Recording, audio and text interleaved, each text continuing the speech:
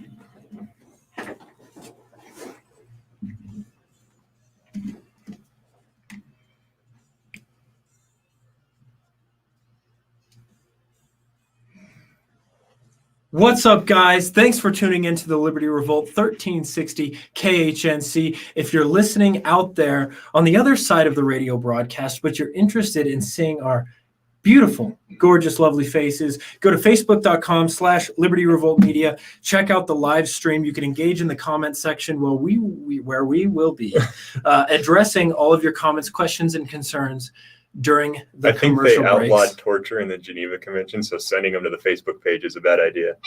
No one wants to see that. Well, we're going to take the risk. Hey, we're not drone striking children and then saying, well, you know, we have good intelligence and we're following the same protocol that we have for 20 years. Oopsies. So for those who may be listening, including our esteemed fan, Chris, who likes to call in and say, oh, right, Bucky, the libertarian. We're so glad to be here. I love it when he calls you on. We're so glad to be here with you. We are joined by Caryn and Harlos. And I would like to start off by... Wait. No, this is Secretary of the Libertarian Party in waiting, Caryn and Harlos. Secretary in waiting. And hopefully, because she's on the radio, you guys might get an exclusive glimpse of the Pink Flame of Liberty implementing some decorum. Listen, I know how to do that at meetings. My YouTube channel is not a reflection of my entire abilities.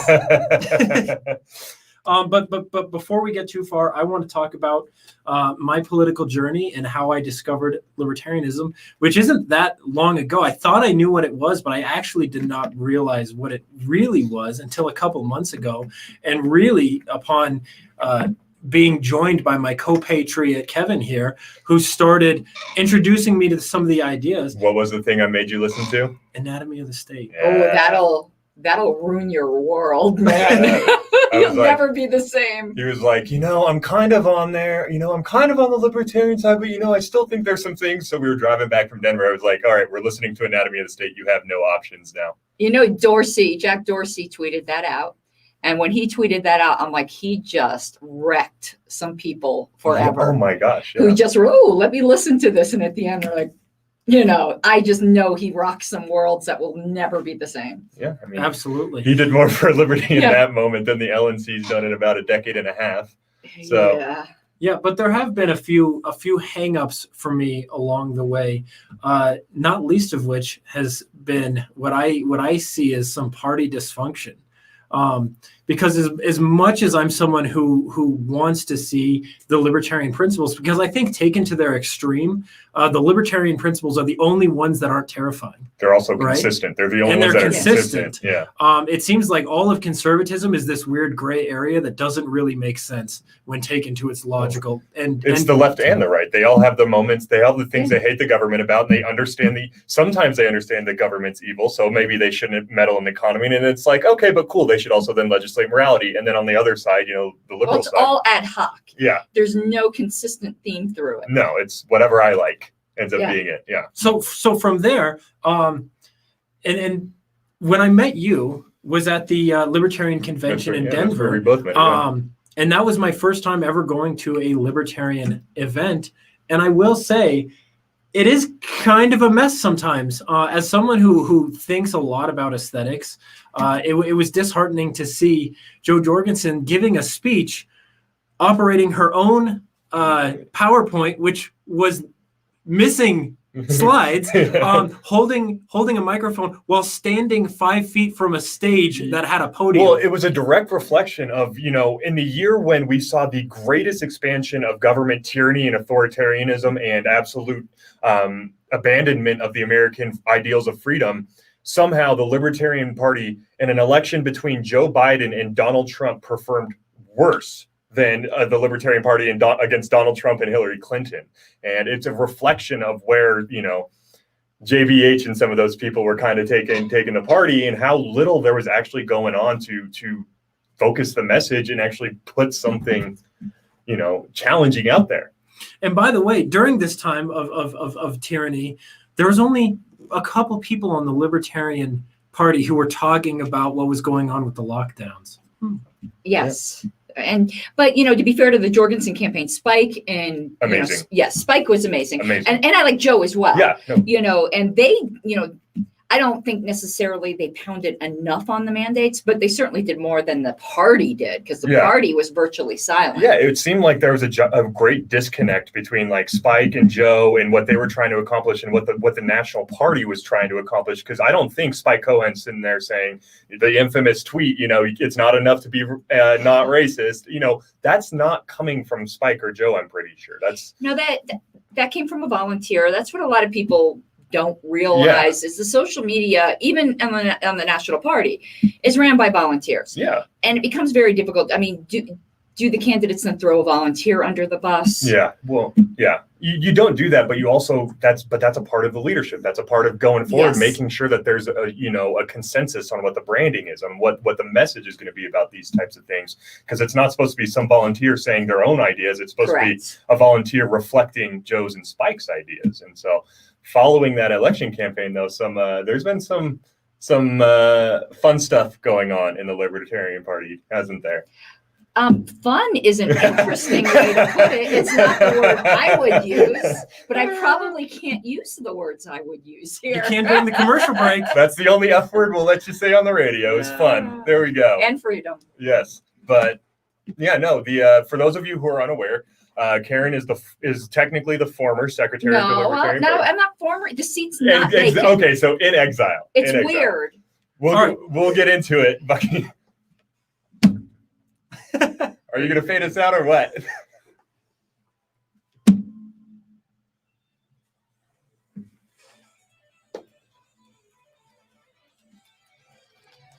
We can do your side of your libertarian journey on the live stream side of things. While we're on the radio, we'll just focus on. Right, absolutely. Yeah. But it's a good. I think it's a good segue because when I first met you, I had no idea who you were, and I had no idea. So I can turn that down so you can barely hear it, and then when I hear it, I can turn it. Yeah, no, I just need to hear. No, my headphones are just a little bit loud. Yeah. Oh, okay. Yeah. I just needed my headphones just cranked down just a little bit. Kind of don't know their numbers. No, these are. So are these? I think that's the one that's closest to this side. Should be. It says mic jack 2 on here. Yeah, but those are not labeled to match. But it's fine now. It's fine. It's I got used to it, so it's no big deal. I don't want to. Yeah, go home here's a ringing and stuff. I already have tinnitus from firing guns and not wearing ear pros. So. Okay. All right. Anyways, in the oil field, so. I got you. So I my first ever libertarian event. I don't know who anyone is. I wasn't totally familiar what the Mises Caucus was or what all the different kind of subgroups in there. I remember meeting you because you can't miss you when you walk in the room. Not at all. And at first I was like, she's kind of weird, but she seems like she is brilliant at a few things. But I didn't really know what to think. And then it wasn't until I started seeing some of the stuff during the New Hampshire thing, which I still don't understand exactly what happened. I hope you touch on that. Oh, I know. When we come back. We're gonna be talking about that, definitely. And just FYI, the people think I don't know what I'm doing with some things. The pink hair was not Wayne will tell you, it was a deliberate branding decision. It's like Michael Malice wearing a hat with. No, it wasn't like, oh, I just happen to like this. I mean, I do happen to like it, but I knew I wanted to run for certain positions, and I was one face in the crowd. And people forget names, but you don't forget the pink-haired lady with the Liberty spikes. And that's made my brand. So people just think, oh, I'm just some crazy, silly SJW, but.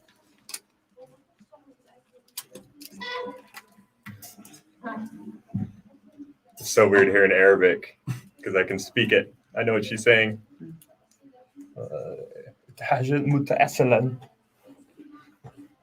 Which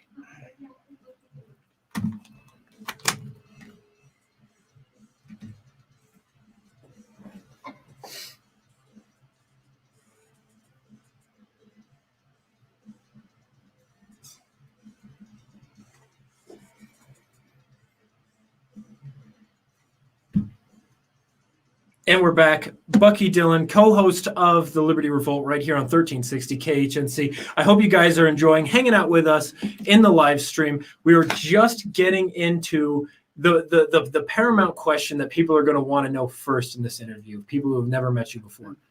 Who are you? Oh, Lord. What do you do? Well, it depends on, what you ask. I mean, just I consider myself just your basic liberty activist that has weaponized autism. That was one of the first things you said to me, and I was like, okay. It's accurate. It's very, very accurate.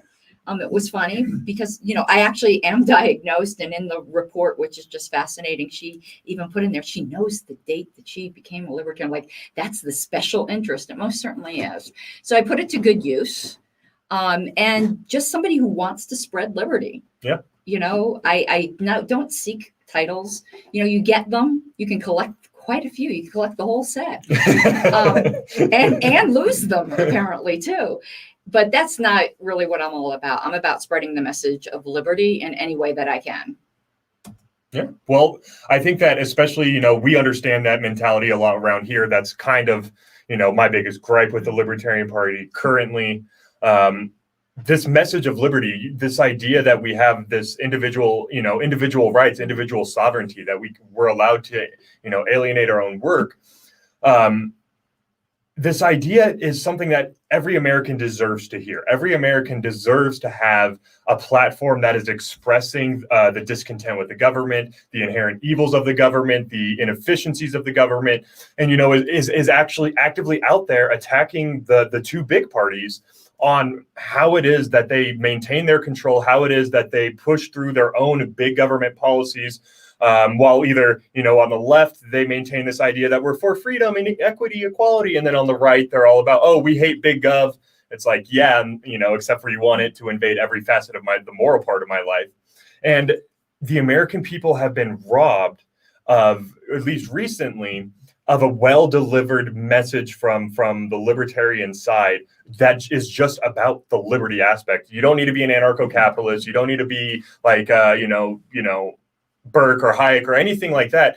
What you need to be is just understanding of what the government is inherently, because that'll help guide you in policy. Correct. We're not asking you to get rid of the government necessarily, but we're saying just be aware of it. I am too, but like for the average American, it's not necessarily that they have to be willing to give up their government. But always in your mind. Are you saying if you like your government, you can keep your government? Absolutely not. But you just got to be a little bit realistic, right? It's gonna be chances that I can make all 17 of my neighbors be anarchists is low, but the chances that I can get them all to understand that the government is inherently evil, and therefore whenever they're putting forth policies, they should always assume that there's something very nefarious behind it and be more cautious of that. And so I think that, that's basically been my approach. And yes. I wonder how you feel about how the Libertarian Party has been recently at doing that. We've been terrible. Yeah. I think we've been worse than terrible. I think we've actually been harmful. Yeah.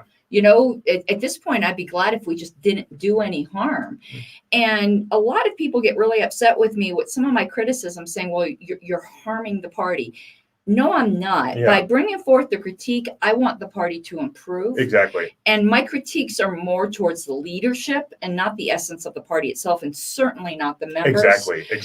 I take the view that I take of my country. I love my country, but I hate my government. Exactly. Right now, I love the Libertarian Party, but I do not like its leadership. And I think that is a very that is how everyone should approach, how they feel about things. Because if you start making celebrities and like paragons out of the people that are in leadership, no one is perfect. And that needs to be especially focused in on when they're in a position that has such significant influence over things, because you end up losing people like myself, people like Bucky, who look at what's going on and we're like, do we really even want to participate when this is what it's putting out currently? Right. Well, one of the honest questions that came through my mind is, and part of this came from when I've hung around the libertarian circles, I feel like there is a certain level of elitism. Like it feels like if I go hang out with a bunch of Republicans and I say, I actually sympathize with the libertarians. I think they might be right on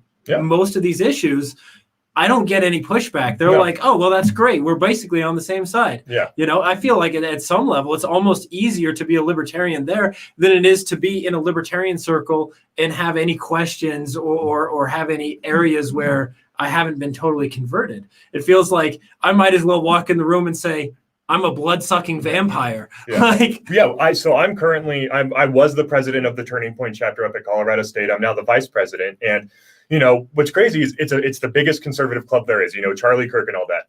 But at CSU, I'm an avowed anarchist, libertarian, and I ran that thing so that it was open and honest, and there was like no pressure on the debates. And whenever I would tell a young conservative student that I was an anarcho-capitalist, their response isn't, oh my God, such a childish belief. Their response is, what is that? Oh, this sounds cool. I want to know more about it. And then they have no problem with me, disagreeing with them on the principles. But anytime I talk to someone else who considers themselves to be anarchist or libertarian, they're immediately like, no, you're not. I bet you're not. There's no way you actually are. Well, it's the oppositional defiance syndrome that I just think is part and parcel of being a libertarian. But I think once you get past the quills, we really are quite lovable. Oh, yeah. But you have to get past the porcupine quills. I mean, I agree. We can be very, very prickly. Well, people like you completely put that notion to the side. So.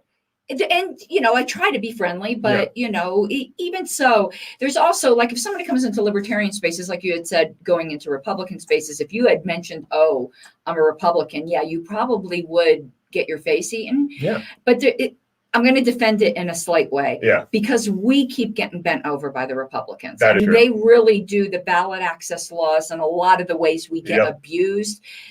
That prompts that kind of response. I'm not necessarily saying it's right, but I'm going to say something my pastor used to say. It doesn't make it right, but it makes it understandable. Do you think any part of it has to do with if the Republicans were actually logically consistent about what they said they stood for, they would be libertarian if they truly did stand for the Constitution in its original writings as it was designed by very libertarian minds in its founding?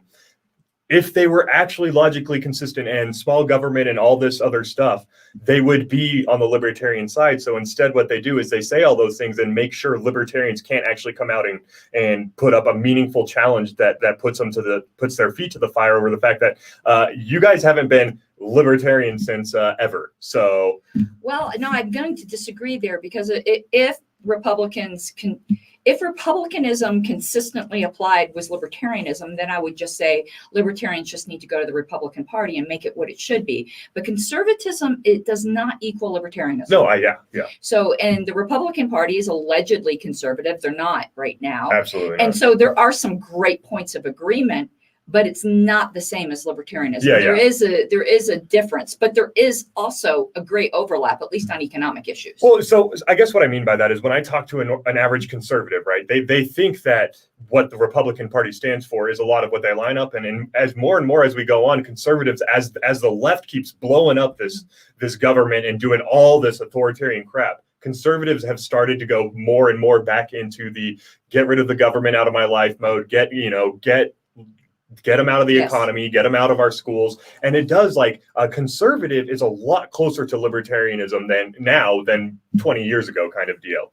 And I think the Republican Party knows that if there was a functional, not only a functional Libertarian Party, but a functional electoral system in which the Libertarian Party could compete, they would start taking a lot of conservatives out of the Republican side. Because even if you're not a full-blown Libertarian as a conservative, the Libertarian Party is a lot closer to what they view as conservatism than the Republican Party is now. And I think they're well aware of that fact. Well, yeah, because neither sides are left or right anymore. No. Like those terms mean nothing. Absolutely The not. left is not.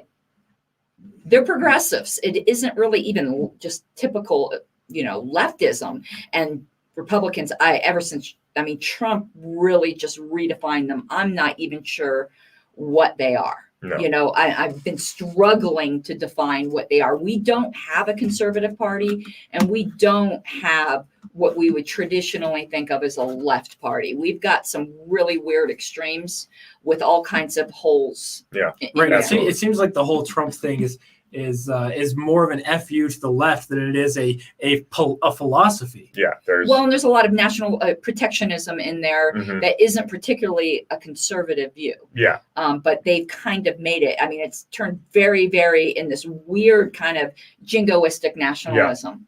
Yeah. I think a lot of what I've noticed, why Trump works is because he's not targeting Democrat, Republican. He's targeting those who have been disaffected by the melding of the government and the corporate elites. This disgusting, crap salad of what has become of what should have been a capitalist system. We do not exist in a capitalist system. Oh, we haven't in a long time. And so it's like and the natural consequence of that is going to be an incredibly disaffected working class and middle class of America. They don't know why they're losing their power. They just know that this guy's calling out the forces they see as behind it. Yeah. Your corporate media, your political elites, your economic corporatists that are doing everything they can to get the government to put policies in place that prop their businesses up. Meanwhile, they have their corporate media, underlings going out and saying, I promise you, this actually lines up with what you believe. Here, let me tell you how this lines up with what you believe. And the left's gone like in a reactionary way to like this extreme anti-nationalism, like you have to hate everything about your country and your culture and yourself. And it's just a reaction to the jingoism of the right. Yeah. They just become two polar opposites. Well, which is partly a result of not having a functional electoral system where an alternative can come about. Absolutely. Because now you have two parties that exist exclusively at odds with each other in constant state of victimhood peddling and demagoguery. And I really would like to see, I think that's my number one issue is rearranging, restructuring our electoral process to make it representative. I mean, it needs a complete overhaul, and it's not just adding other parties.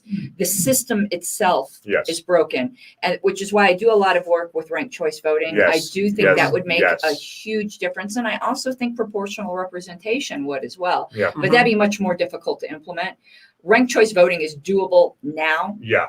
But I do think we need more than that. We do need proportional representation, and I think that would completely change our political landscape. Yeah. So I want to talk about a little bit the Libertarian Party and some of the issues that people feel is going on with it. So if you could sum up in 2 minutes what happened in New Hampshire, what's happening now, and what could be. I don't think 2 minutes will cut it. How about we'll do that when we get back? But really quick about the ranked choice voting side of things, just as an aside.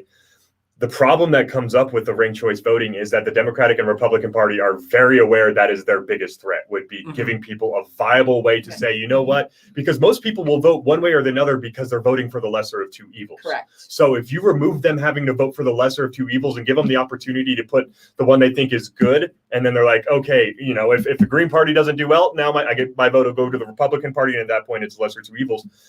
Chuck Schumer, Nancy Pelosi, Mitch McConnell, these people are all friends with each other. They all know exactly what they're doing. They all know how to keep the branding on point so that never is there an actual threat to the Democrat or Republican power base. They both know they're never each going to have 100% But it could be done control. on the local level. And That's why you see it in Maine. but Maine is going to be a lot easier than Colorado or. It's actually getting a lot of traction here. I know it is getting traction here, which is a great sign. So that is, but the ranked choice voting is going to be the big push. But that's a purely grassroots movement. Correct. That will only be achievable on a grassroots level, because once it hits, like, state senators are up for grabs, they're going to start. GOP and DNC do not want ranked choice voting. Well, we've been really laying the groundwork here for it. Yeah, well, you are with us on 1360 KHNC. This is the Liberty Revolt, and we are joined today by Caryn and Harlos. We will be right back after this break. Couldn't even hear the music. That was great. Oh man. Yeah, I'm sorry. petitioning for RCV in Castle Rock in the beginning of the year. Okay. Have you spoken with Frank Atwood? Yes, I'm good friends with Frank. We just saw him earlier this morning. Really? He's coming 2 weeks from now to talk about all this. Yeah, he's an approval voting guy. Yep. Yeah, he and I are. What do you think of approval voting? I'm not. I think ranked choice voting is vastly superior. Yeah. Yes. Well, just because it allows people the option to say, look, I don't want Trump to lose to Biden, right? But I also don't. I want to vote for Joe Moore, and so it allows them to actually have that ability there. To just say undifferentiated approval is very, very distasteful. Plus, all the candidates do have to figure out is something called bullet voting. Mm-hmm. That's the fatal flaw. And the minute the candidates figure that out, which takes about 5 minutes, and they educate their constituency to do it, it's done. It's done. I'm in systems in the Libertarian Party, for some reason, loves approval voting. And I've learned I bullet vote. If it's something that a committee I want to be on, I only vote for myself. People in the comments want you to show off your shirt. They're talking about the Be the Change store. Everything woke turns to poop. Let me see if I can get a good angle. There it is. DJT. Yeah.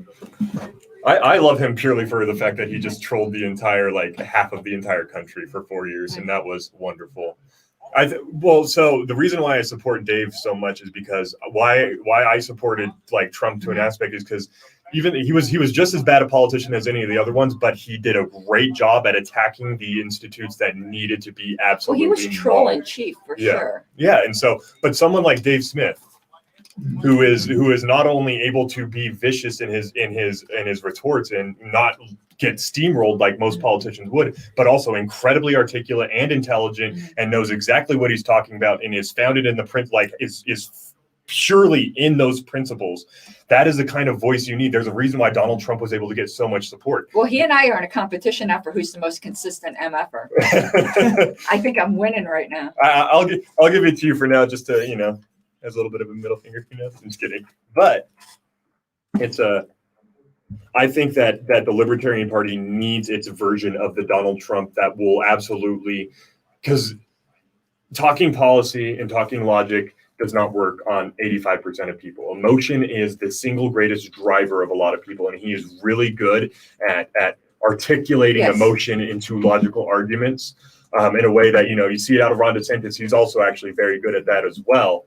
But that's the kind of messenger you need in today's environment because of how vitriolic the media gets in response. And you need someone who can stand up there and say, no, fuck you. I don't care what you say about me. If you do not have that attitude, you cannot succeed in politics right now. Oh, here we go.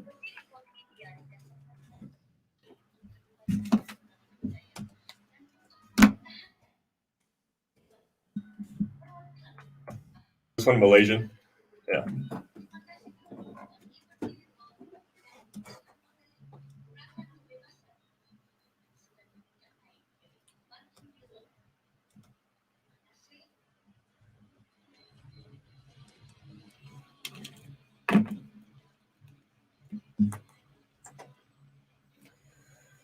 Hello. All right. Hello and welcome back to the Liberty Revolt on 1360 KHNC. I'm joined with Bucky today, the wonderful co-patriot, and the very special, very spectacular, and always fiery Caryn and Harlos. So before the break, Bucky, you were going to ask her to summarize what was going on in New Hampshire, and I do not think that there was enough time in that 2 minutes. So if you want to go ahead and just break it down a little bit, we are on the radio, so Yes, man, everyone views me as the nitroglycerin right now. It's not that I view you like that. It's that I understand how angry I would be if this had happened to me. So, what happened to the Libertarian Party in New Hampshire? Wow. Okay. And you want to know something? New Hampshire didn't happen in isolation. There was all of the silence about lockdowns. Okay, that was a pain point before we got to the New Hampshire thing. But there is a big divide in the party between people who think we need to be completely woke, as it were. And I do think the party is grossly woke in a lot of ways. And they see, Nazis under every rock, and there's a certain contingency of that. And the Mises Caucus has been having a lot of success and had done clean sweeps of taking over multiple boards, but taking over in the legal way through conventions. They got delegates there and they voted people in that were sympathetic to him. And that's what called, I don't know, politics. So they did that in New Hampshire, but they, as a olive branch, had in a chair that wasn't a Mises Caucus person. And that turned out in hindsight to be a mistake. So our national chair, apparently plotted. I don't think he was the initiator, but he certainly was a key player that behind the scenes with the chair of New Hampshire, who was not a Mises Caucus person, decided that they were just going to ignore the duly elected board and do this internal secret coup where the chair, Gilletta Jarvis, just started a whole new Libertarian Party of New Hampshire, got a letter from the national chair basically saying, the party of which you are chair, like this oddly worded thing. It was the political equivalent of taking your ball and going home, wasn't it? Well, and going over here and just throwing everybody out that was there already, because they came up with a new bylaws that nobody voted on, a new board that nobody voted on, and a new loyalty oath that nobody voted on. So with one letter from our national chair, every member of New Hampshire was all of a sudden not a member. There was a new affiliate that we never, there's a process to become officially recognized. But that chair said this letter from our former chair, Joe Bishop Henchman, was a transfer of affiliation using her words. So they published this and the duly elected board was like, wait, what? And, the day I saw that happening, I decided I was going to get to the bottom of it. So on my own, I let the LNC know that I was going to be doing Zoom interviews with everybody involved. I did not know that the legitimate board of the Libertarian Party of New Hampshire, I didn't know any of those guys. I mean, we might have been Facebook friends, but I've got 10,000 friends. Not to brag or anything, right? Well, that's small. That's a small number. All of which are excited to go invite them to like and follow the Liberty Revolt. Oh my God, shameless plug time. Why not?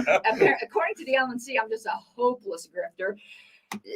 So I didn't know those guys. So I wasn't predisposed to think I didn't know what happened. I actually was friends with Gilletta Jarvis. I was more predisposed to believe her. We had been longtime friends.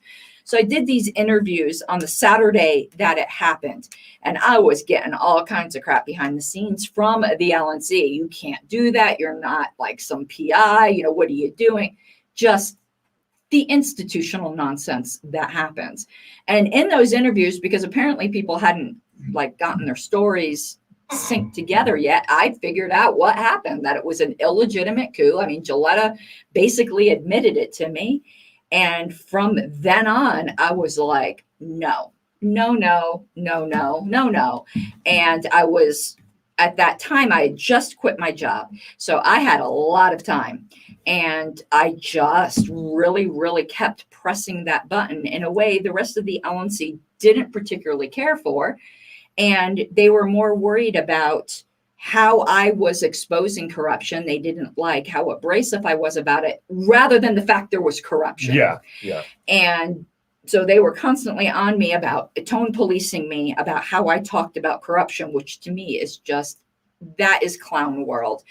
And eventually, we got I kept doing more investigation, and we found out more, that chair was in fact intimately involved. And, he did a resignation letter after threatening to sue me for simply asking him a question about this whole situation. He threatened to sue both me and Joshua. And that's just another whole thing. The chair threatening another officer for asking a question within her fiduciary duty. So he did a resignation letter in which, he did the whole thing about how he's glad that he's no longer the chair of a party of racists or those who run cover for racists, who apparently is me, which is like news to me. And so he resigned, but on the way out, he started the ballot for a motion to remove me.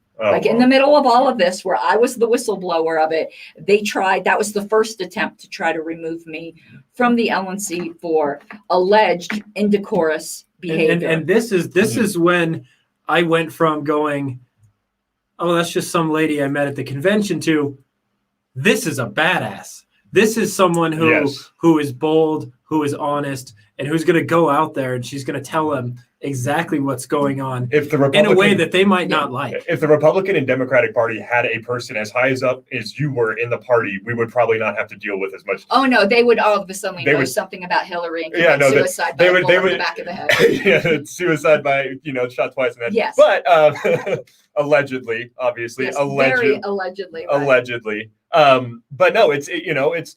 All you were doing was like, hey, I'm a libertarian. I'm here because I'm trying to help the message of liberty and help spread this to people who need to hear it and want to hear it. Why do you guys think you have the right to corrupt my party? And all you were doing was letting the people know, hey, wait a second, this is what's going on. And I'm not polite about corruption either. No, and you never should be. Being polite about corruption is how you end up, oh, come on, you don't have to tell anyone. Here's this, Right. Yeah. And the LNC always has had the attitude, and the chair who ended up resigning did already publicly scold me that he goes, there's some people on the LNC who are here because they're suspicious of the LNC. And that's me.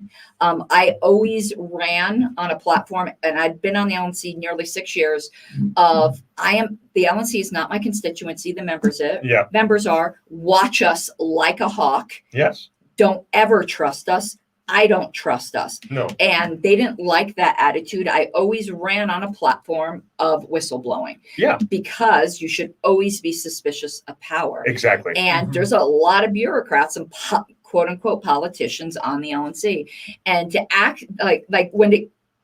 Oh, you're good. You can finish your thought. Okay. Yeah.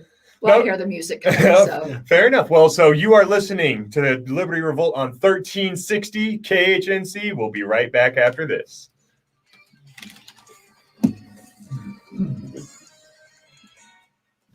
Yeah, you don't have to stop right away. You get a little bit of time to just. I just don't want to finish talk it. over. Oh, you're fine. You're fine.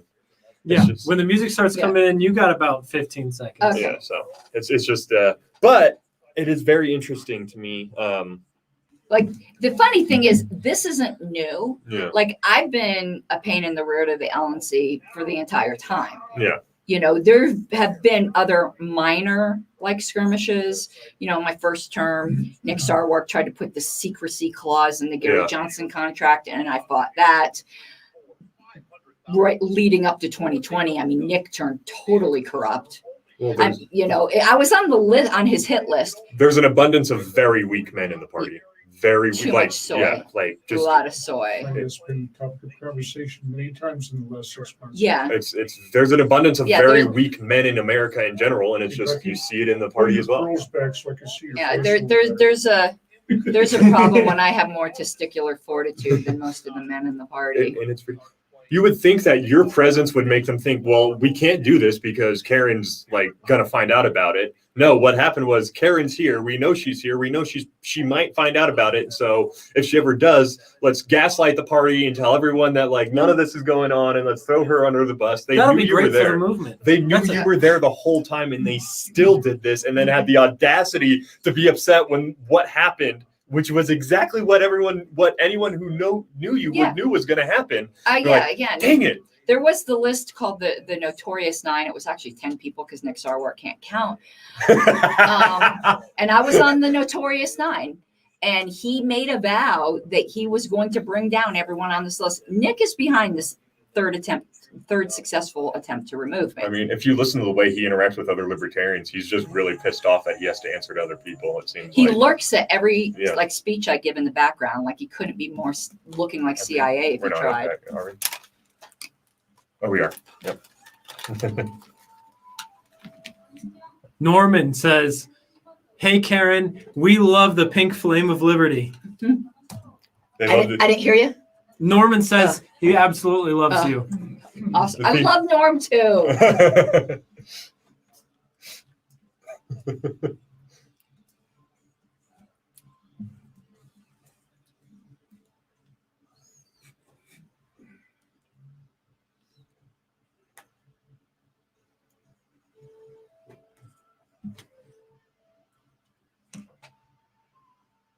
So I don't know where we left off before going into the break. I think she was. I do. Yeah. Okay. Yeah. Well, it's just finishing up that this was nothing new for me. Whistleblowing was nothing new for me. It's always been the platform I ran on. I ran on a platform of distrust of authority. Do not trust the LNC has always been my message. So You would think libertarians of all people would understand that. yes. But so for them to act surprised, like, oh my goodness, she's acting like this, is you'd said it perfectly during the break, is this has been a massive gaslighting of the entire party, and like specifically me. They started with me and then it spread out to the rest of the party. But as a good friend of mine said, though, they don't understand the Streisand effect. So a good friend of mine, Justin O'Donnell, said, "You were a great secretary, but you're an even better martyr." And that's what they've turned me into. I walk into these conventions, it's like a conquering hero now. I don't think they understand that when you create a figure for people to coalesce around, that's when stuff They happens. start wearing pink hair. Well, Well, yeah. I mean, it's also like the Hunger Games. I feel like I'm the Mockingjay all of a sudden, you know? Yeah. It's- well, I think what's really interesting about it, especially, is like you said, you've become this martyr-like figure. It's like, you clearly represent what it means to be a libertarian in that kind of position. And for people like us watching from the outside, it's like, well, wait a second, whereas before I was like, man, I just don't even know if I want to participate with this party. I am at a point now in my life where if Dave ever decides to run, or if there's ever a big campaign, I am going to do literally whatever it takes, because I see people like you fighting within the party. I see I see the messaging starting to shift and become something that's actually palatable and relatable to people who are either Republican or Democrat and are just really disaffected by it. And people like you make this party worth fighting for, because we know as long as someone like you is involved with the scenes, it's not going to be the RNC, it's not going to be the DNC, and it's going to be an actual party concerned with what I care about, what we, the constituents, care about. I think actually what happened is positive in a way. I mean, obviously, this is the worst LNC in the history of the party, in my opinion. But the fact that we know it's the worst LNC in the history of the party is a positive. In the RNC and DNC, you would not know it. Somebody like me wouldn't allegedly survive. And so I actually think the fact that you know about me, you know what happened, that people are coalescing around it, is a sign that it's worth saving. Yeah. And that actually it can be saved. Exactly. Not only is it worth saving, there's a movement to save it. So exactly, I view it as a big positive rather than a negative, and that people shouldn't be leaving. This is the time to join. Now, I understand the issue. I don't want to give money to the National Party, blah, blah, blah. You can earmark it. I tell people to get with me. There's a way to deny it to the general fund, which is a great statement. And there's worthy earmarked funds like, ballot access or the Frontier Project, or my personal thing, the Historical Project, that you can still give in good conscience without giving it to the general fund. But now is the time to join the party, not leave it. Yeah, I think that right now, especially, and I keep bringing them up, figures like Dave Smith and Michael Malice, and I think there's a reason behind that, because never before, you had Ron Paul, but like really my entire life growing up, he was the only time I had ever even heard a slightly libertarian message. And now, like, I watch, I was a socialist, back in 2016, and now I religiously watch anything even mildly libertarian coming out right now, because the ideas are so much better. The people behind them are so much better. The idea of a Dave Smith presidency with a Michael Malice press secretary and a Scott Horton secretary of state is mouth-watering to me, because because there's finally people within the movement that are actually pushing back against your old school, like, I don't want a toaster to toast people, and saying, no, there is a problem here within the country as a whole that our message needs to get out. We need to get this out to people. So I think, much like you don't fix the leak in your roof until the roof collapses, this is, things have to get their worst before they go back. They can actually get better before people actually do something. But there is, without a doubt, I firmly believe, and even though I am prone to hyperbole, big surprise, I do think we are right now in a fight for the soul of the party. Yeah. Because in the suspension motion, the third try, which was a charm, which they had to do through trickery, and if you have to win something through trickery, I don't know how you sleep at night, but they redefined the non-aggression principle. They just couldn't stand this one loudmouth, pink-haired, nearly elderly woman secretary, that they wanted to get rid of me so bad that they were willing to really sell the entire philosophy of this party down the river. And because of that, even though I like some of these people, all 11 people who voted for that should never, ever be in a position of leadership again until they absolutely repudiate that. So how did they change the definition of the non-aggression principle for people that don't know? Certainly, they made you were mean on Facebook, you were mean to us, and therefore that's a violation of the non-aggression principle. Your meanness, your words hurt us. So no longer is it just, the right for my fist to move stops at your face. The right for the sonic vibrations coming out of my mouth to move stops before they reach your ears. What? I mean, and they doubled down on it. An LNC member actually said that my YouTube videos and my social media presence was me using force to advance my political and social goals. That was force in their words.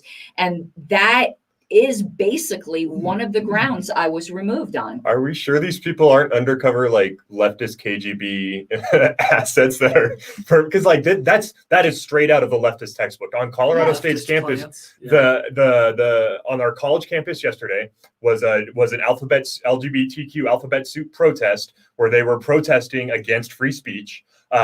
And their main tenet is that words actually are violence. And with that kind of mentality, responding to people's mean words with actual violence plays because words are violence. That idea will be, if adopted, the destruction of our country. It will be the destruction of our country, but bringing it more to this, it will be the destruction of the Libertarian Party. And within 2 weeks of the LNC making this basically official proclamation, the Libertarian Party of Massachusetts, they expelled a member, not just somebody from a position. We will continue this, but it's very serious on the other side, I suppose. You are listening to the Liberty Revolt on 1360 KHNC. Yeah. Once we got...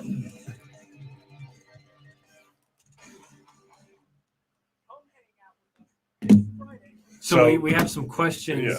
Also, in it'll the be live much stream. easier. It'll be much easier in 9 minutes when we actually go off the radio and fully onto the live stream. Yeah. All right. So, but the Massachusetts thing's important because a member has just been expelled from the party. Oh yeah. For violation of the NAP because threatening to troll the internet now is a NAP violation. Oh so this is going to keep happening. Yeah.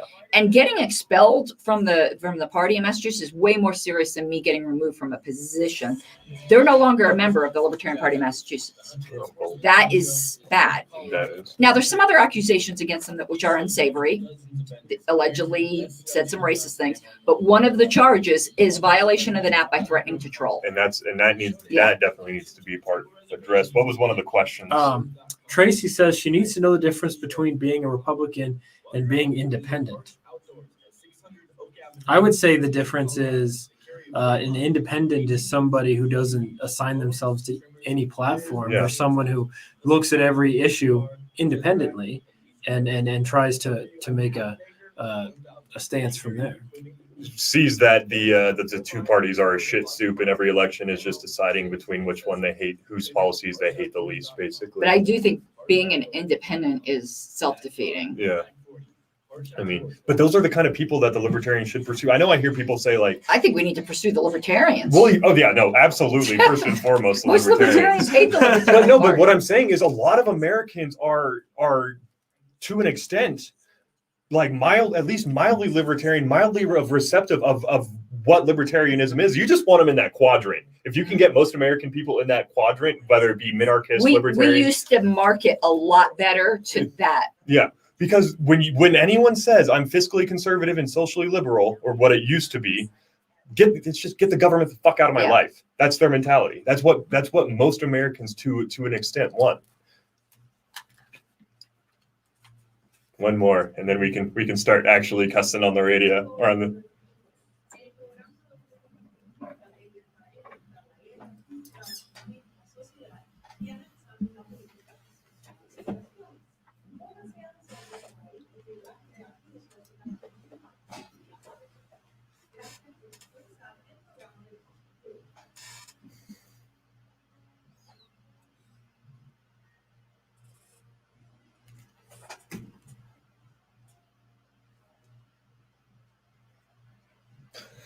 Hello and welcome back to the final segment of the Liberty Revolt today. We are once again joined by the libertarian fireball Caryn and Harlos. You were talking about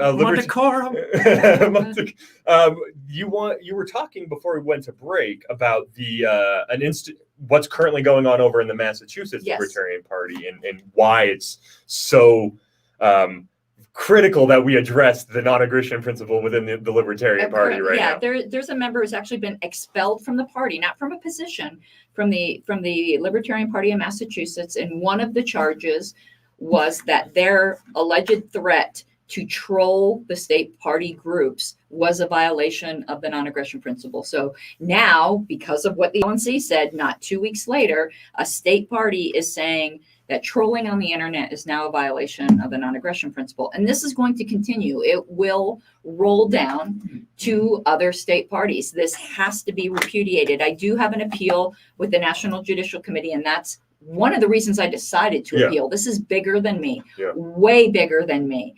And if my appeal is not won, it is critical at Reno that the delegates repudiate, again, not necessarily my suspension, though that would be wonderful, but at least the national parties, because they weren't elected to redefine our principles. Like, get out of here. I mean, honestly, all of them should resign because of that vote. But, it's not going to happen. We're just going to have to vote them out. Well, before we get off the radio here, you are from Colorado yourself. We've got about 3 minutes here. So do you want to, if you could, just give a quick rundown of the current state of the party here in Colorado and maybe how people here could participate if they wanted to? Yeah, certainly. My wonderful husband is chair of the Libertarian Party of Colorado, and I am the secretary. And I think things are going very positive here in Colorado. We've got a mostly very new, young, eager Mises controlled board. So I would highly encourage you to go to lpcolorado.org and sign up. There's a form there. And then someone will get in touch with you and get you plugged into the activism we're doing here. And there is a lot going on. There's always factions, but I think we pretty much have that under control and are actually finally doing real political work here. Awesome. We're not like the National Party here. I think that things are solid here in Colorado. Awesome. I do want to say, because have you guys been doing much outreach to the college campuses around here at all? One of our board members is a college student, so that is something that he is particularly focusing on. Am I allowed to pimp my YouTube channel? Yeah, absolutely. Of course. Okay, absolutely. Such a grifter. Yeah, it's Pink Flame of Liberty. So YouTube.com/Pink Flame of Liberty, but it is not safe for work. I'll just tell you that. I try. You've done a wonderful job on the radio. You can let down the chains a little bit here in about 5 minutes, but well, you got to let me know how much. But the way. So Pink Flame of Liberty on YouTube. For those of you in Colorado interested in the Libertarian Party or interested in just separating yourself from the local Republican or Democratic Party, the foundations here are great. Absolutely look towards the Libertarians. If nothing else, they'll just tell you, hey, as long as we're getting rid of the government, we're all about it, So thank you, everyone, so much for joining us on 1360 KHNC. This has been the Liberty Revolt with special guest Caryn and Harlos. Thank you all so much and have a wonderful rest of your weekend. If you're on the live stream, There's stick more. around. And if you Exclusive content at facebook.com/Liberty Revolt Media, youtube.com/Liberty Revolt, KHNC 1360 AM on Facebook.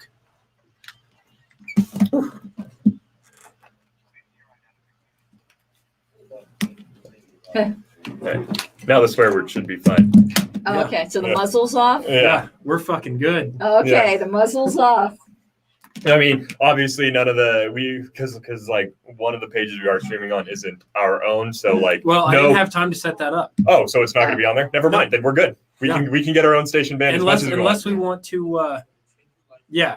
Let's get it. Let's get us shut down again. And are you currently shut down on Facebook? I'm on a 30-day ban on my Yeah. main account, but I do have an alt account. Because I was looking for you. I was like, where is she? Well, okay. No, here's the thing. You won't find me right now because I had to do some research and unblock some people that I really don't want to unblock. So the minute I finished my research, I deactivated my account for the 48 hours until I can reblock them. Is that what you have to do? Well, I don't want them to see my content. So yeah. So I Oh. deactivated it because once you unblock somebody, you can't reblock them for 48 hours. So Sunday will be 48 hours because I needed to do some research for that Susan Hogarth episode. So I'll reactivate my main account, but it's still on a 30-day ban, but I can do Messenger and stuff like that. I have an alternate account. That's just active. Caryn Handler. That's just Harlos. Caryn Harlos, right? Yeah. That's I sent you a friend request. You haven't responded to me yet. was it today? Yeah, Okay, because I haven't been on today really to do that. that's fine. Because it's all these Nigerian princes too, because I have it public Yeah, until yeah. until I get like 2,000 friends in there. I think I'm keeping it public so that people, and then I'll limit it to friends of friends. Mhm. But right now, oh my God, all the solicitations and pictures. Yeah, it's bad. So yeah, because I'll have 100, sometimes 200 friend requests a day, and only 10 of them are valid. But I can't always tell. You know, if I can tell immediately they're from Nigeria or whatever, those I know. With no mutual friends, because actually there are libertarians in Nigeria that I'm friends with. So if there's mutual friends, but otherwise, most of the foreigners delete. But there's Oh, a long some- time ago, I was added by some random guy, Oben Arbengata, or Yeah. some guy in deep Africa who's just turned out to be a great guy. Yeah, no, He's there's always some really commenting, I'm like, good he's libertarian smart. movements. He's smart. So I don't want to automatically exclude. Oh, if you're from Africa, I'm gonna. But there is also a lot of weird. yeah, accounts. and I've gotten some really strange. well. So really strange. So Dirty Remnant. He's one of our YouTube watchers on the radio station YouTube. No, we're not on the radio station YouTube. We're just on ours. But I guess he's Why a didn't fan we of the should- radio station. He thinks you should get a show here at this station. are you offering? I could set you up with that. I work here. No, I would do it. Yeah. No, I absolutely would do it because I'll do anything to. And the funny thing is, I actually have radio experience. In my youth, when I was a liberal, I was the substitute host on an AM talk radio station in South Florida. Boy, and some of the stuff I said, but my dad used to troll the hell out of me. Do you think you could get some sponsors? Maybe? Yeah. I'd help you get some. Yeah. It's just paying for the hour and Yeah. stuff like that. Yeah, but- I can get you set up with an hour. I can't get you set up with a free hour. Yeah. But because we definitely, especially around here, we are trying our best to make a push for Yeah. the libertarian side of things. I know that we haven't And personally here, been and as here involved. at the radio Yeah. station, Oh yeah. we for have sure. so many people who just do Fox News. It's commentary, dude. just it's the And- same conservative talking points over and over and over and over and over. And over. it's like, what And- happened to interesting, engaging Right. conversations? And the heart of the radio station isn't like hoorah Republicans at all. This Yeah. this Right. part of Colorado is very libertarian. These are descendants of ranchers up here. These people just want the government out of their damn lives, want to be able to grow their food, want to be able to Yeah. tend to their everything. That side of the 25 is just a bunch of ranchers who want to take care of themselves, and everything in Fort Collins is a bunch of small business Yeah. owners that are sick and tired of being shut down, sick and tired of having Republicans that won't fight for them, and Democrats that continue to push just horribly just consuming policies on their Right. businesses. Yeah, the ranchers here just want people to stop trying to shut them down and use weaponized Mm-hmm. regulations to destroy their business. They just want to be left alone.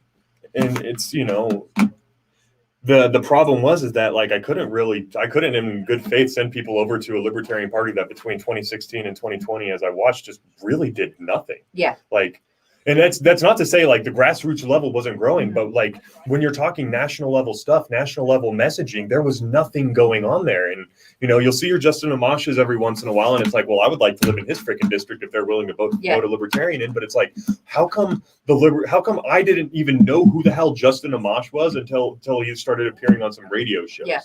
Like, or on some, it's where has the national level leadership been? But at the end of the day, it should be a more grassroots thing. I should have known that. Like, I personally should have known that I should be doing this due diligence myself. I should be being more active about it. And the problem is that you kind of need something at the national level to get you interested at the local level. And that thing at the national level that gets you interested. It's like a sales funnel. It's like, well, I want to help the Libertarian Party. Let me check the Fort Collins guys, see what they're doing, kind of deal. But So before we get too far, Tracy has been very active in our comments section, and we haven't addressed her for a while.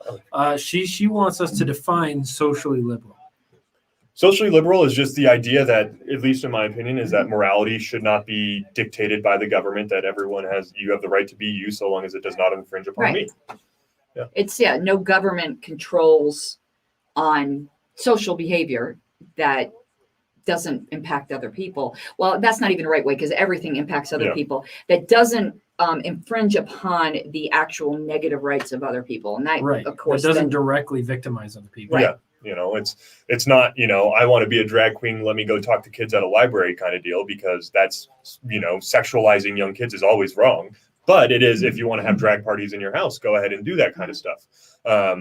That's why what we're seeing nowadays, why I say what used to be socially liberal, because what we're seeing now today is actually weaponized degeneracy. It's the cultural Marxist operative. It's the way they take over the culture and they force feed this stuff down on you as a way to destroy what actually the cohesion that makes a country great. Before the fall of every single major empire, Rome, Greece, what have you, what we're seeing in America now has preceded it. Well, and the thing is, in a libertopia, it would almost... It's so hard to take the government out of it, but there would certainly be people with agendas like that as well. But the minute you don't have the government force behind it, then it's a matter of competing, and if competing in the free market of ideas. And if that's what a society wants, that is what they can choose. A community can have that, right? But right now, everyone's competing for the government gun. The minute you remove the government gun, a lot of these issues go away. Yeah, because in Libertopia, maybe a community does think that it's best to do that. Nothing. He just comes up with the words sometimes. No, she said Libertopia. I said Libertopia. Libertopia. Oh, really? Yeah, she said Libertopia, man. Oh my gosh. But in Libertopia, this is what I have to. This is the bridge I have to cross with so many socialists on my campus, because they're all about like, your utopia would never work. No. What I'm advocating for is the ability to just build a community based on values you share. And if you don't share my values, there's probably another community out there that does. And they get to have their own laws and regulations for their specific community. And if people want to live on the fringes of it and not participate, they don't have to. Correct. And so it's like, it's this idea, and this is what I try to get across to these socialists, is that in your system, I would not be allowed to be. In my system, you could set up a place the size of California and have as much universal healthcare and universal education and everything you want. Go for it. If you want to keep California the way it is, you will be more than allowed to. But you and your California will not then be telling people in Texas when they can have abortion laws, what they can do with their economy, what they're allowed to do with this other stuff. Because guess what? The people in Texas would also have that same right to determine what they wanted things to be. Now, here's a great question for you. Tracy asks, how does the Bible fit in with the Libertarian Party? Well, we're not religious at all, so it doesn't fit in. Like would hope it didn't fit in any political party, because politics shouldn't mix with religion whatsoever. But I am a Christian myself. Yeah. So that's what it comes down to. Yeah. That's so.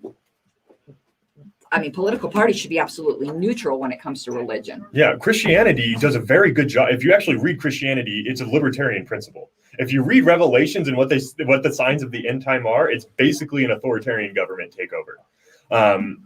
But it's I've written a whole book on eschatology. So I was getting triggered. I might be misinterpreting, Yeah. but that's Listen, everyone has their various interpretations. It's, at least in my opinion, Yeah. there is a lot of very, not necessarily libertarian, but very individual sovereignty ideas that come specifically from Christianity, especially ideas like capitalism, the idea of just the voluntary interaction side of well, things. they're definitely. I mean, I don't like reading anyone's politics into the Bible. Yeah. I think that's always kind of, but certainly in Christianity, there was a respect for the individual that I think was somewhat unique, because it has that each individual is created in the image of God. Yeah. So that led to eventually things like abolition of slavery, because Christianity really, I'm not going to say it was the first religion to, but as a world religion, it promoted the idea that we're all just members of the human race rather than these subgroups. Yes. I would agree with that, yes. Did eventually lead to things like you can't own other people because those are also image bearers of God. Yeah. And I guess the way religion fits in with politics is your explanation for policy should never be God. Right. That should be, but policy needs to be agnostic. It can't come from your particular religion. But if your particular religion imposes more restrictions upon you than it would upon a non-believer, you're free to follow those restrictions. You're just not free to impose those restrictions upon other people that haven't voluntarily agreed with them. And that's been the problem with Christianity in America. So Christianity in America has sponsored things like anti-sodomy laws. Well, I also think it's arguable. I'm more of a liberal Christian. I do not believe the Bible is against gay people, but I know some Christians think it is, particularly the ones that promoted things like anti-sodomy laws. You have no right to do that just because your religion says it's wrong. Yeah.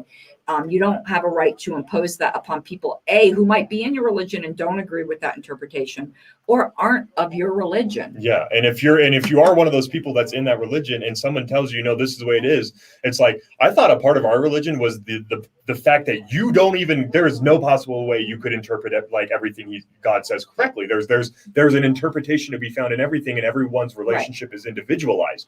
At its core, the approach should be the same. It's like, my relationship with God is an individual thing, and if you don't like how I express it, that's on you, not me. That's almost identical to what our individual interaction should be with other people, just in general. Correct. But also there's a plus to that for some people, but it definitely needs to be said. Also, if a religious person decides they don't want to do something that's not denying somebody a basic right, like a religious person can't say, well, I don't not want to kill you because, my religion says kill you. Well, that's wrong. But if your religion says you can't bake a cake for a gay wedding, nobody should force you to do that. Absolutely not. Freedom of association is supposed to be. And that's the converse. But unfortunately for Christians, in some way, I do think it's payback, because the formerly oppressed always become the worst oppressors. Yes. So Christianity has oppressed the gay community for decades. Yes. And now that the tables are turned, the gay community has become the most vicious oppressors of the religious people. But it's not just the gay community, it's a scientific community as well. Right. But it's as give a good as you get kind of thing. Yeah. I mean, I think it's wrong, but I also think you should have seen this coming. Of course. The minute you give power to do that, it's not always going to be in your hands. And when it's in your enemy's hands or your opponent's hands, however you want to word it, it's going to be used against you. It seems that the people that are a part of the Republican Party, or a lot of just Republicans in general, are just always so blown away when people respond to something, the way you would respond if it had happened to you. So, for example, imagine if someone came into your country, overthrew your government, and started drone striking schools and hospitals. Would you become a little bit radicalized? Probably. So why is it all of a sudden that you're so surprised when our indiscriminate bombing of the entirety of the Middle East has led to just so much perpetual radicalism? It's like, you know what? If I was playing outside and a drone came and killed every member of my family, I'd probably be pretty freaking pissed at the people that did it. And we don't understand, cultural differences as well. In the Middle East, like, we forget things relatively quickly in this country. They don't there. Their culture has intergenerational grudges. Like they'll get even. Yeah. And we need to understand the cultural differences. Well, so what really started, so I was in the Army for 6 years. I worked in intelligence, and especially when it comes to the cultural and everything part of it, I really got to see a big part of that, right? So I learned Arabic. I went to a place. Oh, you know Arabic? Oh, yeah. Oh, that's fascinating. It's a wonderful language. And I learned it in the Army, and they sent me to this place called the Defense Language Institute. It's in Monterey, California, on top of a hill, and it is absolutely just beautiful, right? But what you learn there, because all the teachers are natives, they're all immigrants, you learn so much about other cultures. You learn so much about like what life is like in these other places. I cannot talk to a Sudanese person who had to grow up and go through the Sudanese civil war and what is going on out there, and not think, my freaking Lord, what a great freaking country I live in right now. And there's a perspective that seems to have been lost on a lot of people in America. It's like, you hear all this stuff going on in Afghanistan, and you see stuff going on within our own government. And a lot of it just comes down to people truly just, especially on the left nowadays, do not have an appreciation for the perspective of the other side. They just project their own beliefs on everything. And the other side's automatically demonized. Exactly. And what I think is great is that, in my college courses, of course, it's wonderful because I'm the student every teacher hates to have in their class in the political science department, because like I love going hard on these people, because I realized really early on, especially being in the military, working around people that were significantly older than me and significantly stupider than me. I'm like, wait, being old being a major, being a lieutenant colonel does not mean that you know what you're doing in the slightest. Same applies to college professors. And so you get really aggressive.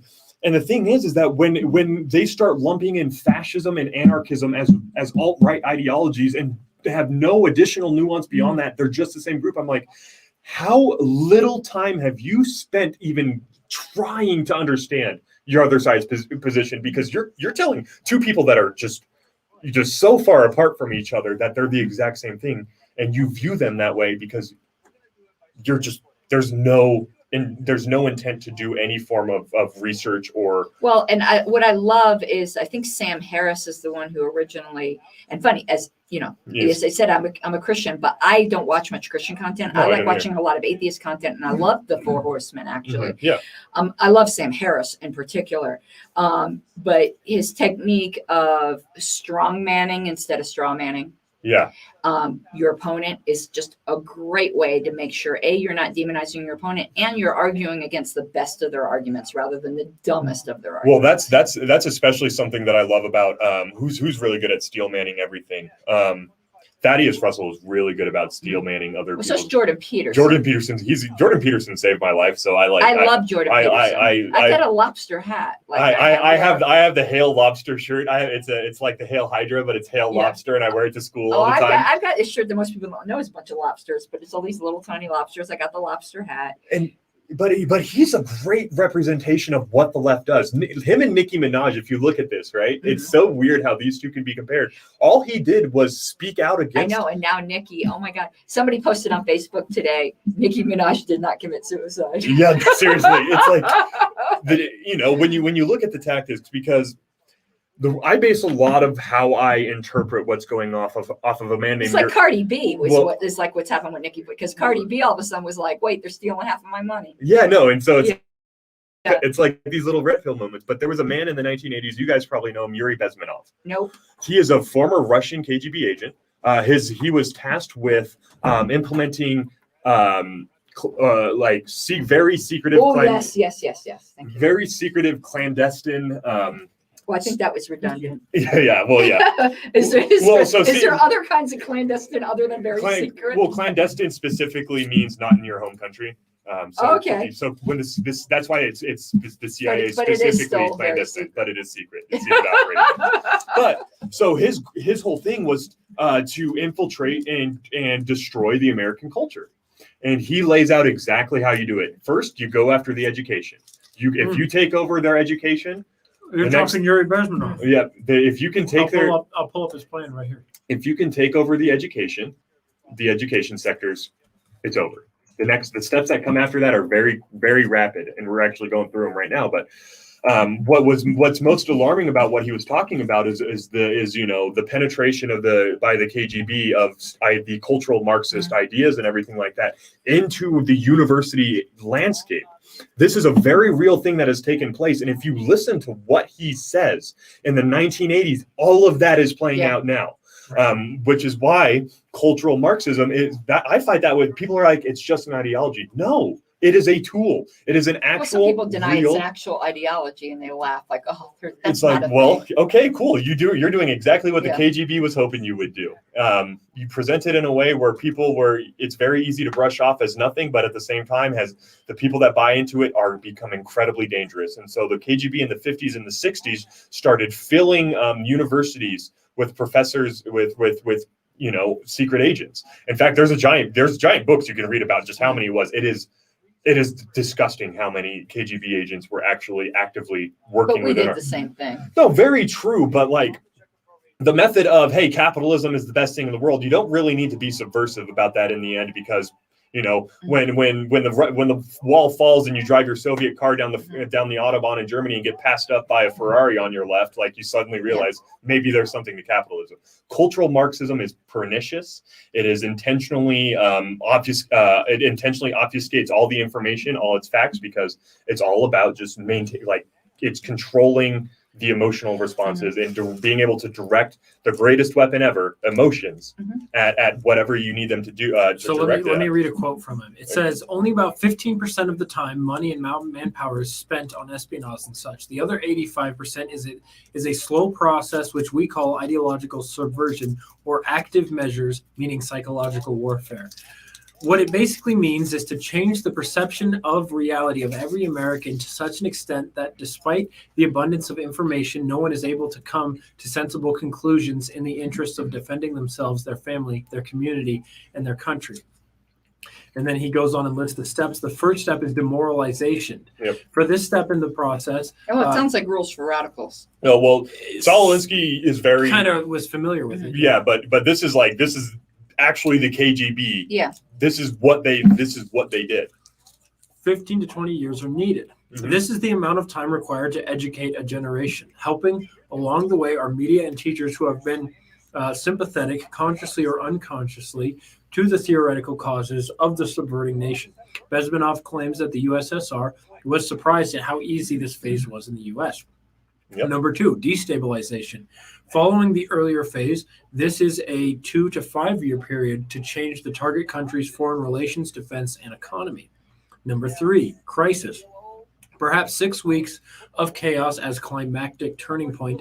And then he goes into depth in some of his lectures and talks about starting fires, talks about doing all kinds of things to just implement widespread chaos. Yeah. Shutting down gas lines, whatever it takes, chopping down power lines. And you're doing it with people within the country who you have been able to turn against their own country, aka the left. Yeah. The fact that Nicki Minaj is considered a conservative simply for saying stop trusting it, stop the cancel culture, let's have a discussion. That should be absolutely terrifying, because it means that the left has bought this hook, line, and sinker. I got a wet ass pussy. That's Cardi B. I think that's Cardi B. I think that's Cardi B. That's Cardi B and Megan Thee Stallion. Yes. Who's terrible.